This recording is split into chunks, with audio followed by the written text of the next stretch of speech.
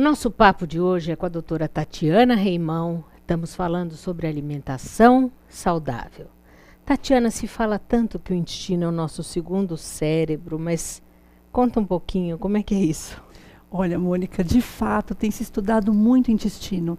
Até porque o intestino, ele produz uma série de hormônios, que conversam com o nosso cérebro. Então, a gente está vendo que o intestino, conversando com o cérebro, ele está conversando com o nosso organismo como um todo. O que acontece? Nós temos dentro do nosso intestino uma série de bactérias boas, que eu vou chamar de probióticas, e as bactérias danosas, as bactérias ruins. E elas têm que viver em harmonia, preferencialmente as bactérias probióticas em maior número. O nosso intestino, tendo uma quantidade adequada dessas bactérias probióticas, ele vai fazer uma série de maravilhas no nosso corpo como um todo. Que são as boas, né? As bactérias do bem.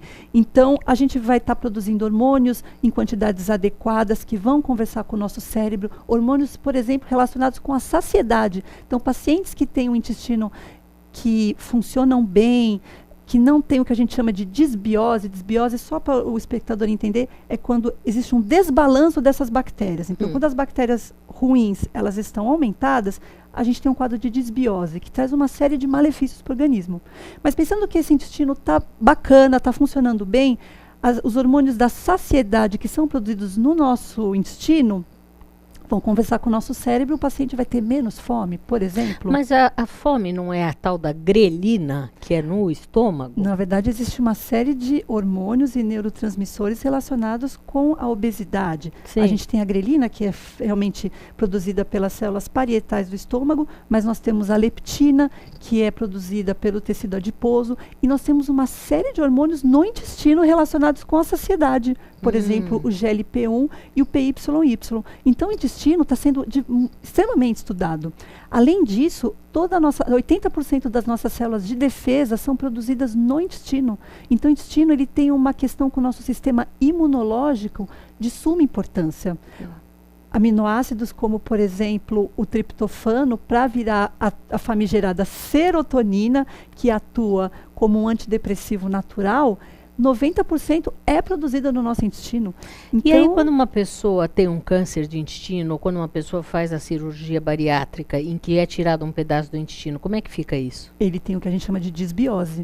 É um paciente que vai precisar fazer reposição de probióticos e prebióticos eternamente. Os prebióticos são Os prebióticos seria o nutriente para manter aquelas bactérias do bem vivas, povoando o nosso intestino. Então, seriam normalmente carboidratos não digeríveis, são carboidratos que passam liso pelo nosso estômago, pelo nosso intestino delgado e só vão ser degradados, ou seja, só vão ser quebrados no intestino grosso. Quais são eles? Nós temos, por exemplo, alimentos ricos, naturalmente ricos em fibras prebióticas, como a banana, o aspargo, a alcachofra, a maçã. São os alimentos, a batata yacon, que a gente mencionou no outro bloco.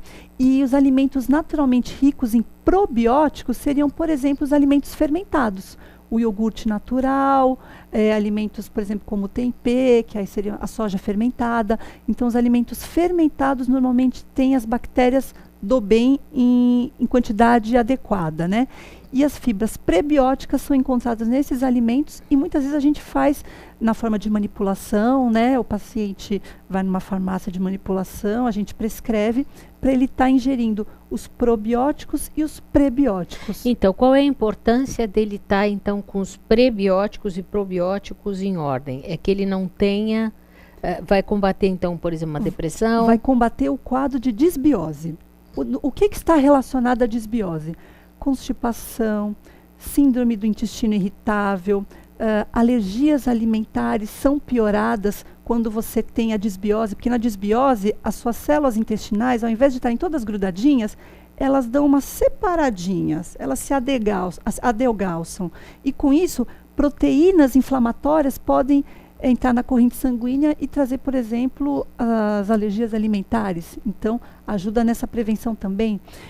Depressão, irritabilidade, autismo. Hoje está se estudando probióticos e prebióticos para uma série de patologias neurológicas, não só depressão, como esquizofrenia, Parkinson, Alzheimer. Então, você ter um intestino funcionando normalmente e conversando bem com o seu cérebro, você está tratando do seu corpo como um todo. Existe também uma melhora na produção de vitaminas do complexo B e da vitamina K com o consumo de probióticos pelo próprio intestino.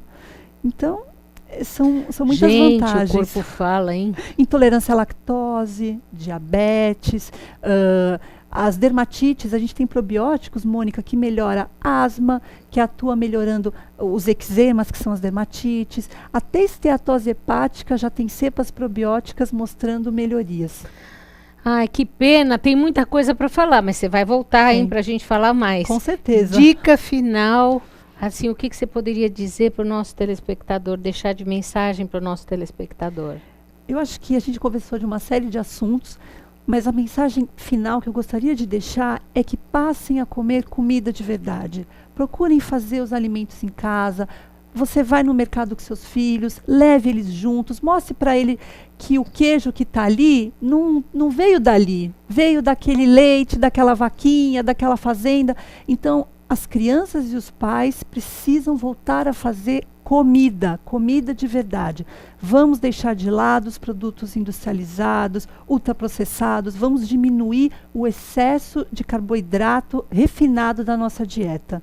Eu acho que isso é o mais importante que eu gostaria de deixar como mensagem. Muito legal, muito obrigada. Muito obrigada. E você, não deixe de acessar o meu site www.programaartedeviver.com.br. Lá você vai ver várias entrevistas, estão todas lá, e artigos, tem muita coisa legal. Até o próximo Arte de Viver. Tchau, tchau.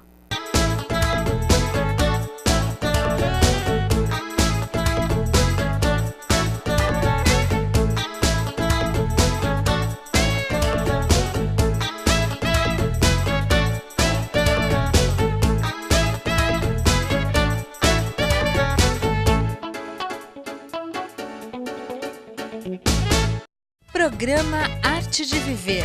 Apoio Sicom, Sindicato dos Condomínios Prediais do Litoral Paulista, a mão amiga no momento certo.